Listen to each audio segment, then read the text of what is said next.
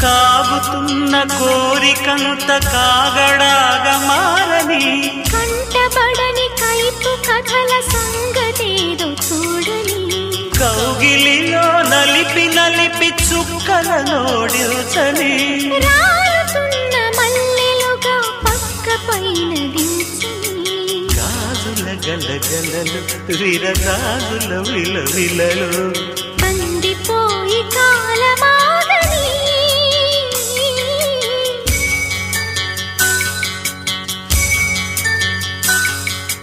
కోరి కోరి కాలుతోంది ఈడు ఎందుకు